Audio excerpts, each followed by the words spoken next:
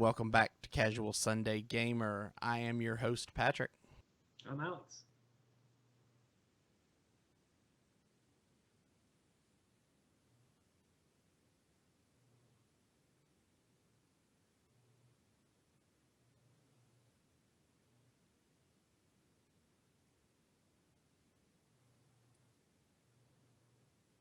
And bronchitis.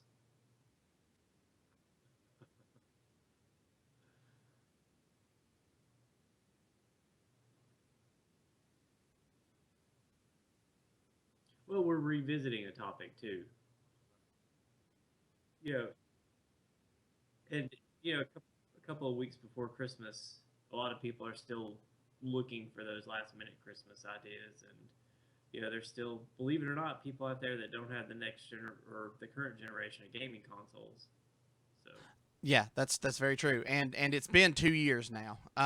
PlayStation 4 released in the U.S. on November 15th, 2013, and the Xbox One released in the U.S. About a week later on November 22nd.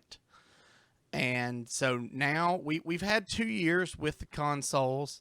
Um, First thing I'm gonna say is that while the consoles have been here and have changed over time, I, I'm still not overly impressed with the games library that is available for both consoles. yeah, you look at the amount of games um, that are out for these consoles versus where we were 2 years into the cycles of their predecessors. And for Sony, really, it's about the same. PS3 was really slow out of the gate with quality games.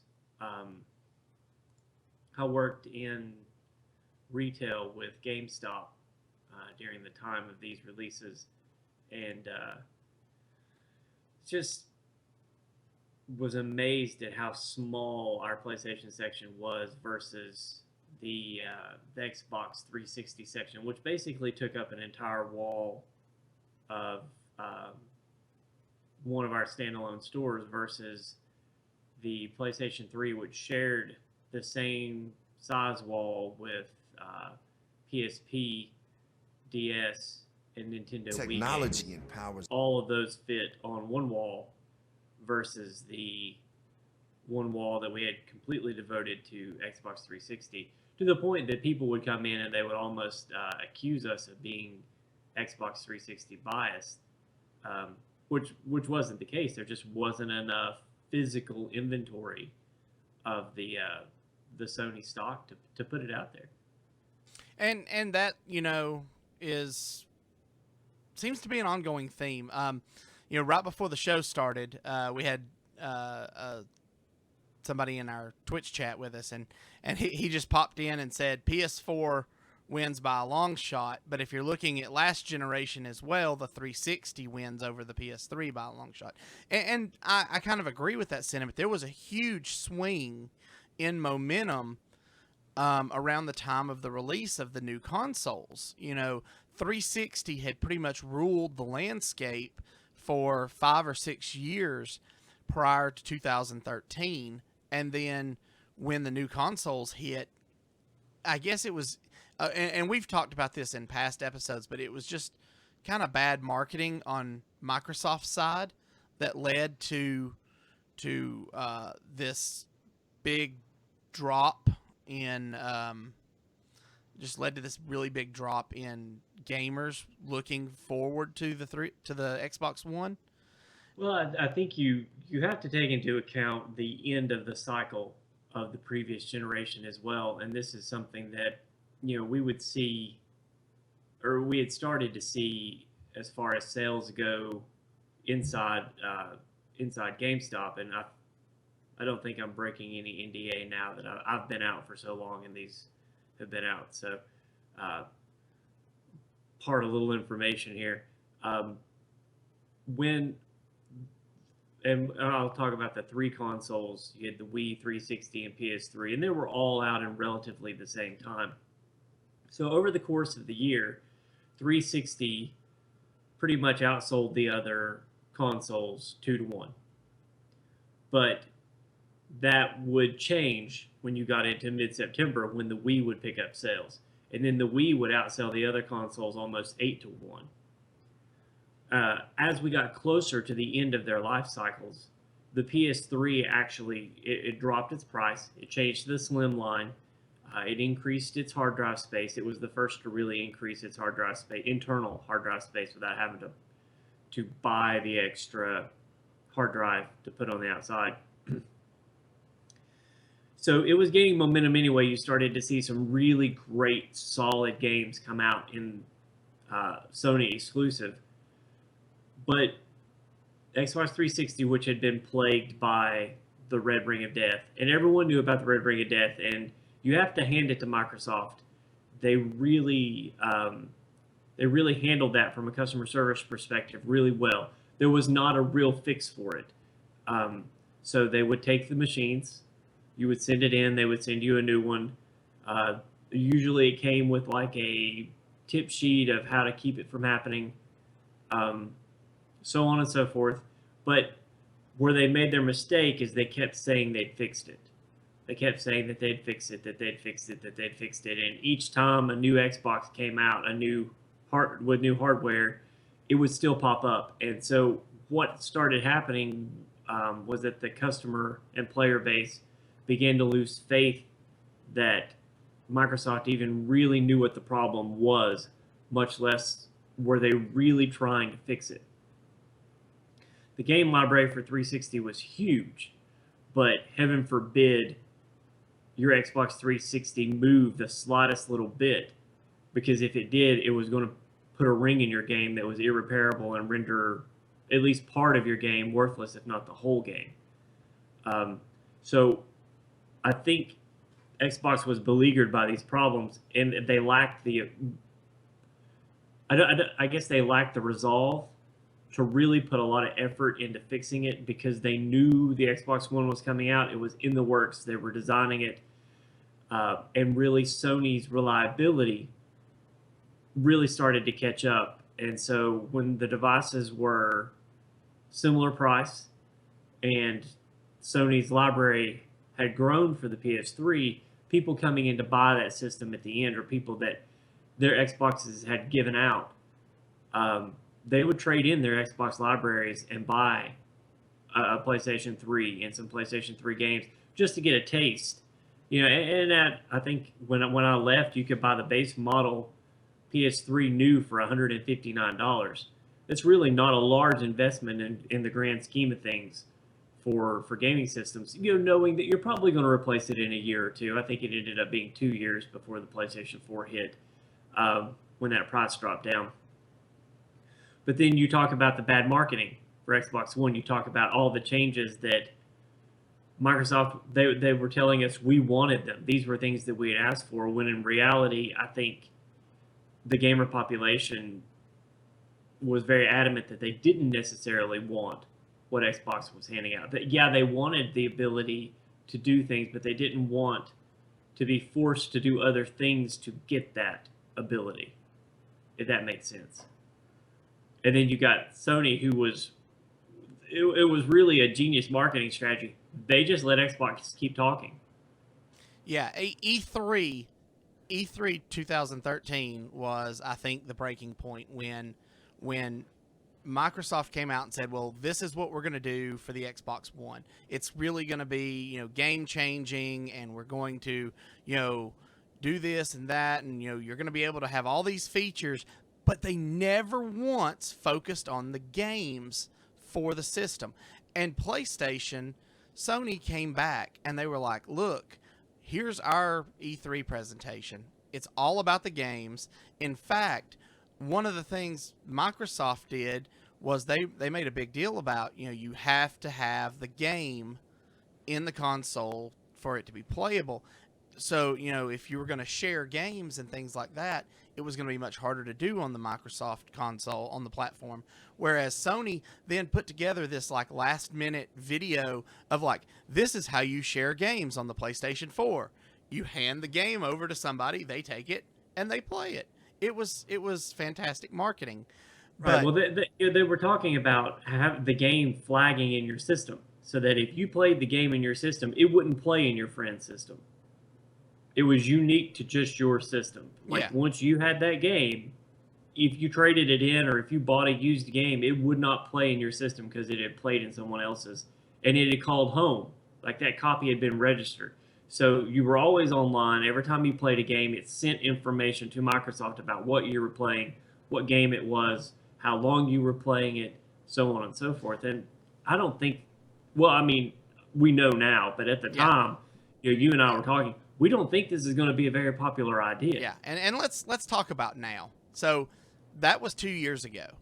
Right. In those 2 years since November of 2013, when both systems released, the PlayStation 4 is still currently outselling Xbox One 2-1 right now. So PlayStation has surpassed 22.3 million systems sold worldwide, while Microsoft's sales numbers are still a little soft. I mean, they've sold 12.8 million systems. That's a lot of systems, but it's not quite, where I think they thought they would be at this point in time. Now, do those sales numbers matter? I mean, are overall statistics, are they meaningless? As Xbox has dropped the price on the Xbox One multiple times, and that's kind of led to this recent surge in popularity for the console. They're even talking. Microsoft is even talking that subject that Sony seems to avoid so much: backwards compatibility with the Xbox 360. And for me, being a former 360 player, in the last gen, that's a huge selling point for me. I'm looking at my, all these. I'm looking at all these 360 games that I have sitting on a shelf not being used now, and like, okay, if I get an Xbox One, then I don't have to unhook my console to hook up an old console to be able to play these titles. What are your thoughts on backwards compatibility? Honestly, I think it's a little late in the game for either one of these systems to be offering backwards compatibility. I think if one of these systems had offered backwards compatibility from the beginning, regardless of the other issues that maybe were cropping up, I think that system would have hands down taken this market. Um, I think now both Sony and Microsoft are looking forward to the next system, and I know that they're going to tell you that they're not, that these systems are going to be around for 5 or 7 years, and that this is technology that they're going to support for a while. But let's just be honest, technology is already changing again. Um, and if you've played anything on a 4K television, you can tell a big difference. And these are systems that weren't necessarily designed with 4K in mind. So once 4K hits and it takes hold, and it will, make no mistake about it, this is not like 3D TV. 4K is here and it's going to stay, and you're going to start seeing internet companies really get on board with it. I think the popularity of Netflix and Hulu and just the sheer number of devices and such that each household has now, all these internet providers are having to upgrade their infrastructure. So 4K and the 4K televisions are starting to drop in price. So 4K is here to stay. It's going to happen. You've got the emergence of the VR devices, which right now were sort of an afterthought with these systems. That I believe the VR technology, I think it's going to start growing leaps and bounds, and I think it's going to happen fast. I think you're looking at a life cycle of probably 4 to 6 years total with these systems. Not 6 years and then you'll hear the introduction of another system, and then 2 years later it's going to come out like we did with PS3 and 360. I think you're looking at a new system being introduced sometime in the next 2 to 3 years, and you're looking at it completely replacing these systems within the next 4. Yeah. Now, since the release, both systems have done what the biggest complaint was, and that was hard drive space.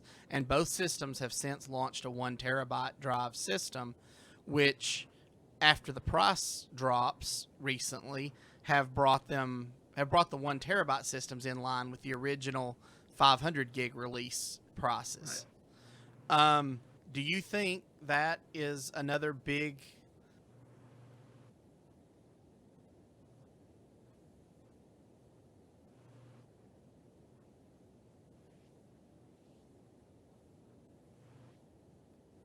Correct.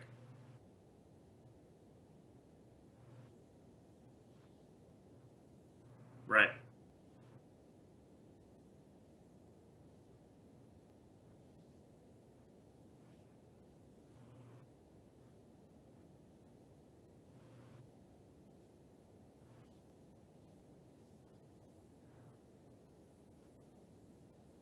Absolutely. And here's the thing: memory's cheap.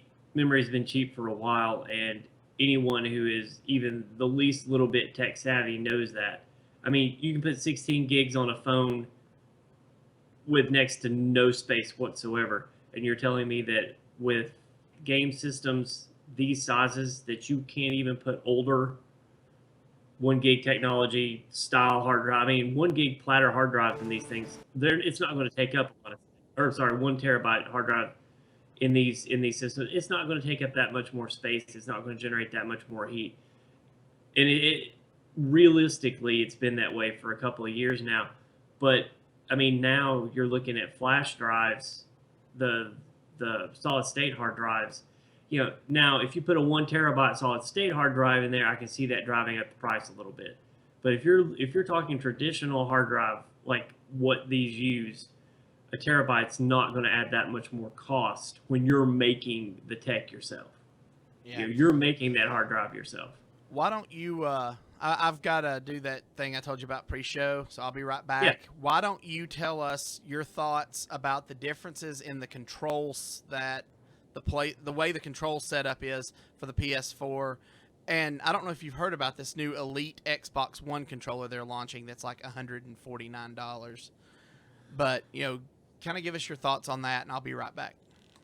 Yeah, as far as like the controllers go, I think that's really one thing that I don't know if it necessarily drove the sales of these systems, but I think harkening back to sort of the end of the last cycle, the Microsoft control, the Xbox controller, it was what it was, and with so many people playing the Xbox 360, that was the controller that most people were comfortable playing.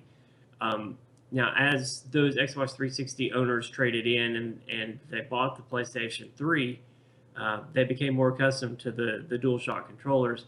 And then as they moved into the new systems, the new PlayStation controllers, they really weren't that much different than the DualShock controllers, and vice versa with the 360 controllers. So I don't really know that the controllers were quite the driving force that a lot of people predicted originally. That being said, I think controller innovation had to really go to Nintendo in this. The Wii U controller that they launched with the Wii U, it was pretty awesome. I mean, yeah, the Wii U didn't really have much as far as games go, and I think overall the system has been a flop. The one really good thing to come out of the Wii U was that controller, and I hope that I hope more people really take a look at that and realize that the system itself wasn't a bust, that it actually did bring something really cool to the market. I just don't know if it's something that 360 or PS3 they're really going to take a look at. I think they have their own controllers in mind. I like the direction the controllers are going. I always felt like the 360 controllers were a little bit clunky. That was my personal opinion. I liked my actual favorite controller was the GameCube controller. That, as far as like the way it fit in my hand and where I felt like the buttons were located, and not having to look down at the controller ever to do anything, not having to like spend a lot of, I don't want to say spend a lot of memory, but games that required quick time motions and such, the more you played, the better you were with it, of course. But if you were a casual gamer like myself, sometimes you had to look down at square and circle and X and triangle. The controller, the Yeah. color coded buttons on the 360. But I think what you're about to see coming up is a change in the way the controllers are going to operate, because 4K streaming and online gaming with 4K is going to be so much better. It already is better. You look at I think it's latency. It's like a latency reduction option that the 4K televisions come with. Um, the lag time between when you actually make a movement with your controller and when it shows up online is virtually non-existent, which has really I feel like plagued online gaming from a system and console standpoint up until this point. And I really think that now Xbox, I think their network is a little more solid still. So I Yeah. think that Xbox One, I think you're going to see um, a little better upgrade with 4K. So I think from an online standpoint, I still think Xbox is, even though they've not sold the systems and the consoles that Sony has sold, I think the online experience with Xbox is still probably a little bit better. And I think this console generation is going to be defined by the exclusives. I I, think part, I couldn't agree with you more there. I think part of the recent resurgence for Xbox has been Destiny. Well, I think the new Destiny's available on both systems. Right, but the online experience with Xbox, with it being more solid, I think people's play experience with Destiny is better on the Xbox One. Then you have Halo, which is an exclusive. Yeah, Um, Halo 5 just launched recently. right, and I think really, to me, as far as an online experience goes, I think this is something that Sony's not been able to give somebody. They've not been able to provide that Sony exclusive online experience that people are wanting. Let's face it, the online experience right now is all about first person shooter. I mean, That's where most of your online games are being played on console. right. So you've got Battlefield for Sony. Star Wars Battlefront. Is You've that got what you're talking about? Battlefront, but Oh, you got Battlefield Battlefield as as well. well. Yeah, yeah, yeah. And that's a solid game. But when you look at online multiplayer first person shooter experience, what are the two games that come to mind first? Call of Duty and probably Halo. Battlefield. Or well, see, Call of Duty and Halo. yeah, see, I wasn't a big Halo player back in the 360 days, but yeah, I can Right, see but a where lot of people a were. lot of people are. And, Yeah, and really, Halo on the original Xbox is what started the whole online first person shooter craze to begin with. So you've got Halo, and then you got Call of Duty, which is available on both systems.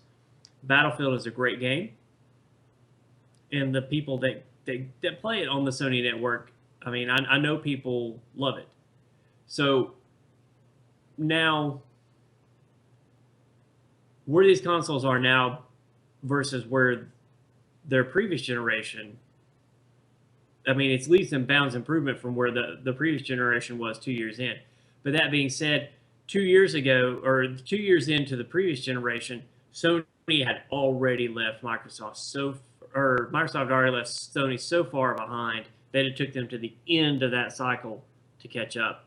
I don't think Sony has put enough distance between Microsoft and Xbox One now that Microsoft isn't going to be able to recover. And I think games like Halo, and I think the emergence of 4K technology, I think Xbox One is better suited at this point to take advantage of what 4K offers. And I think you're going to start to see those numbers really start to shrink. You also add in the fact that Xbox has recanted virtually everything that they said at that 2013 E3. yes, they have. You one of the things that you have to worry about is you have to worry about trusting that they're really going to not do what they said they were going to do. That was my big thing. It's like, okay, so they're just going to tell everybody that they're not going to do it. They're going to bring out the system. They're going to launch the changes anyway, and by then you're financially invested. So they're going to be like, well, you bought the system, we got enough people out there, now we're going to drop these changes on you, and everyone's just going to deal with it because they have to. I think if they were going to do that at this point, that would have already happened. 12.8 million systems isn't anything to sneeze at, and I think at this point, had they really been interested in enforcing those changes on people, I do honestly think it would have already happened. So personally, I'm still choosing PS4 over Xbox One. The reason why is because I feel like that loyalty for doing it right out the gate, that means a lot to me. I feel like the libraries are similar enough at the moment that I can still make that choice and not be left out. Plus, I'm really interested in playing all the way through The Last of Us, and I'm a huge Uncharted fan. So, Which you've got a new one coming soon. right, and that's what I'm talking about. I think from this point on, I think your consoles have evened out. From a hardware standpoint, I think they're pretty similar. I think Xbox One has a little more processing power. I think PS3 has a little better graphics engine, graphics card, graphics hardware. Um, so I think in the end, if I'm not mistaken, both of them now allow external memory. Is that correct? Yes. Okay. I know one of the big things is that Xbox One recently announced that they were going to allow the external. So, I mean, I think in the grand scheme of things now, your consoles are virtually identical.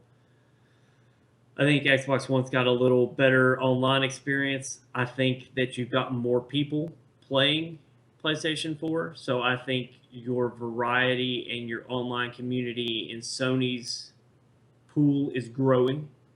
And I think that Microsoft is going to be hard pressed to catch up this generation. But kind of looking into my crystal ball, I'm kind of seeing that same scenario start to emerge. You've got one person that's out in front, but not really doing. They've gotten out there, and not as far as 360 got in front of PS3. PS4 is now in front of Xbox One, and I don't really see the innovation keeping pace with Sony. Like I don't see them putting out the exclusives. I don't see them. They're in the lead. They've almost become like the hare and the tortoise and the hare. They're in the lead. They're confident that they're in the lead, and they're not really worried. So they're not really investing the time and energy into staying that far out. And I think it's allowing Xbox One to catch up. I think all it takes right now is one or two huge exclusives from Microsoft, and I think you see this a neck and neck race going in the next generation of systems. But the question I feel is going to be, how much time and energy are they really going to put into these systems when the next ones are going to be so soon on the horizon? So here's my thoughts on that. These systems launched in 2013. We are now in 2015. I think we are going to see these systems for at least another 3 to 4, if not 5 years. I think it'll be 2018, 2019 before we hear any announcements about a PS5 or maybe an Xbox 2 or whatever they're going to call it. And I think in that time frame, we may see a reversal in what we have now. Like, I fully agree that I feel like, you know, the better online experience is probably definitely on the Xbox currently, but I feel like the better gaming experience is currently on the PS4. And with a lot of these new additions and a lot of these new titles that we're seeing announced as exclusives, I could very easily see this being switched in the next couple of years, and you have the Xbox One catching up and or passing PS4 in sales, and kind of having that resurgence that they're looking for, and being that console that the 360 was at the end of its life cycle. So I think it's going to depend on a lot of shrewd moves on Microsoft's part. Um, at their home office in Redmond.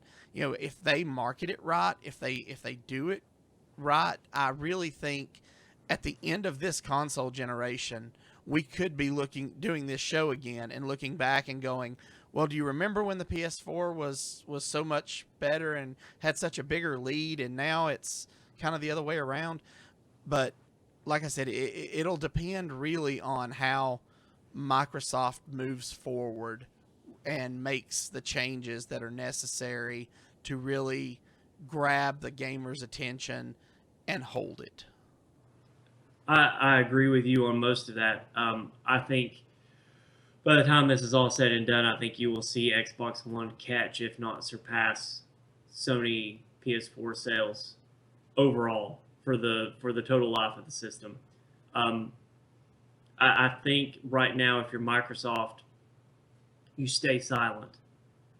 You put the pressure on Sony to be the innovator, and then you play a little bit of catch up.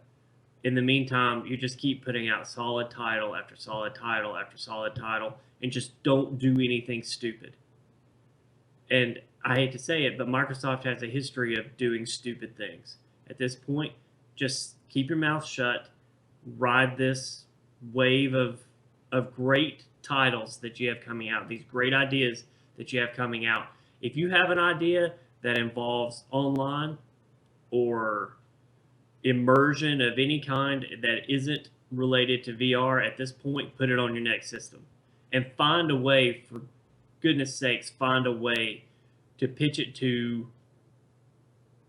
your player base in a way that makes them want to have it, and not this debacle that was 2013 E3. So that being said,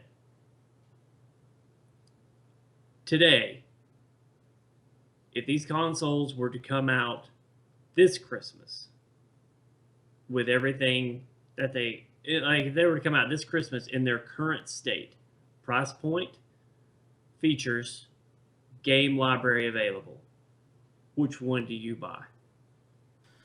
Okay, so if we're looking at both of these consoles today as the first time they've been released with everything they've got in their current console and their current games, I think at this point I am probably still buying a PlayStation 4 first because, as I said, even in the previous generation, I was not a big Xbox fan or a big Halo fan. I was a huge Xbox fan, but I was not a big Halo fan. So Halo's not really a selling point for me when it comes to console exclusive. I'm at heart, I am a RPG player. I love role playing games far more than I do first person shooters. And from that perspective, I feel like Sony has the better selection of RPGs for me as a player. Now, if I'm looking exclusively at where can I get the best online gaming experience currently, I think you have to kind of lean towards Xbox. But for me personally, if I were buying a system right now, I'm buying a PlayStation 4. I'm still in the same boat. I originally said PlayStation 4, and I'm still sticking to PlayStation 4. And really, I've got three reasons why. Well, I feel like, number one, I feel like Xbox One's online experience is probably better from a technology standpoint. I feel like Sony's player base is bigger and better right now. So when I'm getting those games that are shared on both systems, like a Star Wars Battlefront, like a Call of Duty, I feel like I'm going to get a better online experience from a player standpoint on the PlayStation 4 network.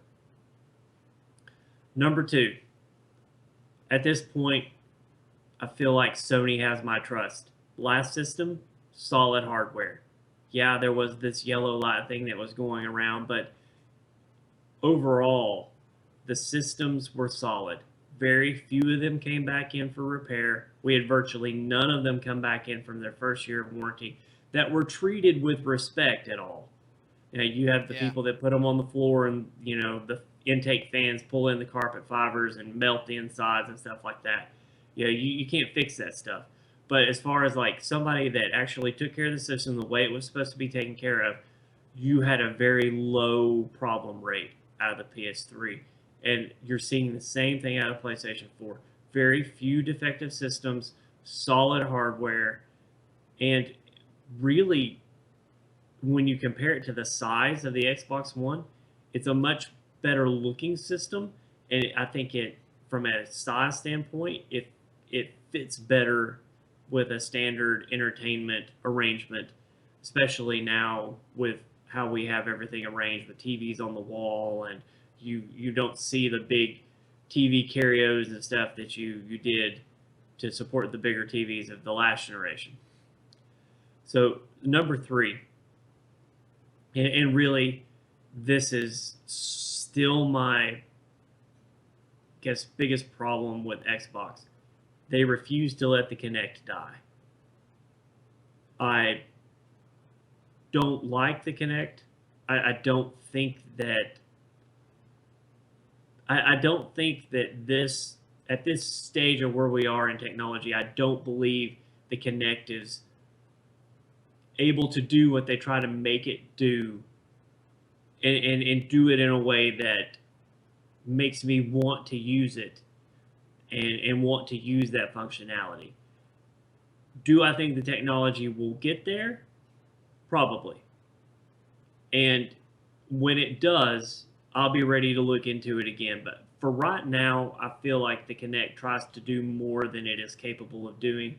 And I feel like the more they invest in Kinect, the less they're investing in other things about their system and about their company that needs to be looked at. Yeah. And I will also say, sort of as a side note, as I guess an honorable mention, customer service for Xbox One pales in comparison to the customer service for Xbox 360. So they definitely taken a step back in their customer service department in that area. Whereas you look at Sony, and I don't know whether this is because they've got more systems or what, but this time around, Sony's customer service is actually pretty excellent right now. And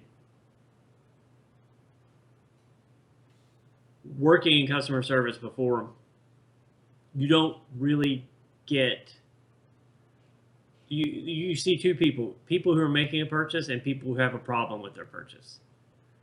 So when people come in with a problem with their purchase, you're not dealing with happy people ever. You only make matters worse by slapping rules on them and making them go jump through hoops and cut through red tape and all that. And right now, Sony's not making people do that, and Xbox is. Yeah, and just a quick glance at on most of the popular online stores like Amazon, eBay, and whatnot. You can find PlayStation 4s right now for $299.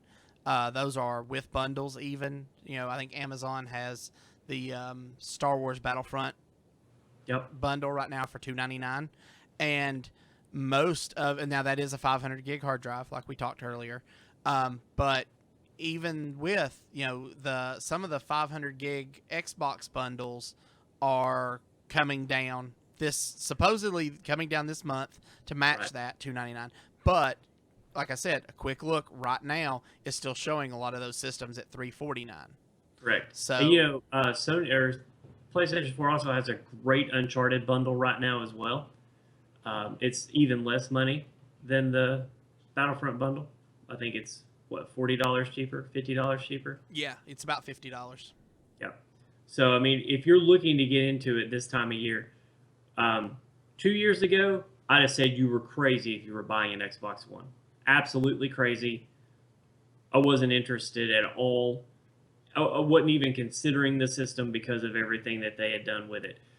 Now, I feel like I can honestly say, I don't think you will go wrong with either system. At this point, look at the libraries. Look at what you want to do and how you want to play your game.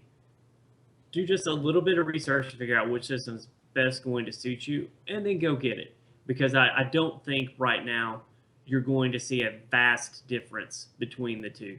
We're kind of nitpicking a little bit here, but um, I think PS4 is almost exactly where it was 2 years ago as far as what's important about the system. And I think Xbox One's made leaps and bounds to become where What it it? Yeah, needed to be I in the beginning. agree. I agree And so 100%.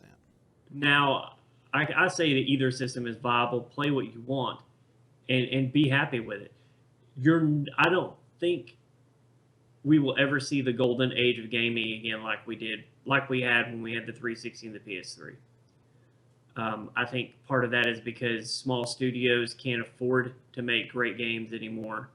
They can't afford. I mean, we're talking movie budget now. So I think a decline of small studio games and reliance on big studio games, I think, will end up muddying the waters of um, this Generation. system's library of titles. Yeah. Hopefully, the economy is going to be in a state when the next systems come out that these small studios can compete again. But I think right now you're just not going to see the Bioshocks. You're not going to see the Fallouts breaking new ground like they did in that old in the last generation of games. Fallout 4, an amazing game. It's an amazing game. It's on both systems. Um, I think Battlefront's going to be a great game. For both systems. Um, you're just not going to have that game that kind of breaks the mold. I don't feel like you're going to see that this cycle. So I think you're safe to choose either one. I don't think you have to worry about it, an exclusive being something that you're going to miss out on this time around. That being said, I think that I think whoever makes bang out of the gate is going to run away with it. The cycle that we're in now, I think, is going to bring both companies to a neck and neck or close. I think going into the cycle after this one, I think you're going to see a breakaway system and bold prediction. I think you're going to see the resurgence of Nintendo. I certainly hope so. I would like to see, as is the case with everything, regardless, I think having only two options is not a valid way of doing things. Well, it's definitely not what you want. You want to have the three. You want all three of them to be healthy. You want all three of them innovating, and you want all three of them having to worry about the other two because that keeps them on their toes. It keeps them having to think of new ways to pull people in. When you're just competing against one other person, all you have to do is, well, it's just like if you're getting chased by a bear, you just have to trip your friend, right? Yeah, absolutely. You just have to be faster Okay, than the slowest person. right. So when you're running with three, you have to trip one, but you still have to beat the other one to the car, right? Yep. Yep. Okay, so that's where you're at, and I kind of forgot this point. Starting to see stirrings of a new Nintendo. So the stirrings of a new Nintendo, I feel like if they're smart, they learned from their mistakes with Wii U, and I think this new Nintendo will incorporate technology that PS4 and Xbox One don't currently have. I think that's why it's going to force the technology cycle early. That's why I think this generation isn't going to last as long.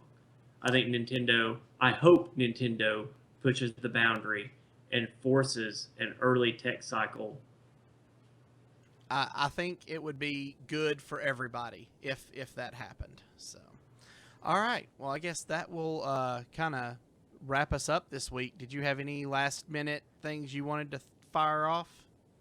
Not really. I'm super excited about the new Star Wars movie, which, by the way, you can thank Star Wars for all your video games today. Star Wars and Star Trek.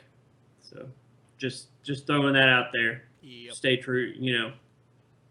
Recognize where all these ideas came from. But no, it's this is our last episode before the Christmas holiday, we won't record for the next 3 weeks, right? I believe that's correct. This will be the last Casual Sunday. Now, Hero Power is Yeah, recording this coming week before we and take a then break for the holidays, and right, then we'll be back after the New Year, I believe, with Hero right. Power First and Casual first Sunday. full week in January, right? The 6th, maybe. Yes, yeah, I think it's the 6th for Hero Power, The 6th and the and the ninth for 7th or 8th for Casual Sunday. yeah. I actually think our hero power is after Casual Sunday, so I think it's the So yeah so Wednesday 6th. Wednesday the 6th will be our next Hero Power after this week, and then Right, Sunday the 3rd, I Sunday think, the is our 3rd will be next Casual Casual Sunday. Sunday. Yes. Yeah. So, that being said, I hope everyone has a safe and happy holiday. I hope Santa's good to you. Um, but yeah, that's pretty much it. We normally would have been on quite a break from now. We normally break all the way through our birthdays, but not going to happen this year. Nope, too much going on. Too much going on. So, All right, guys, that'll do it. Thanks for joining us, and as always, I am Patrick, I'm Alex. and good gaming. Happy holidays.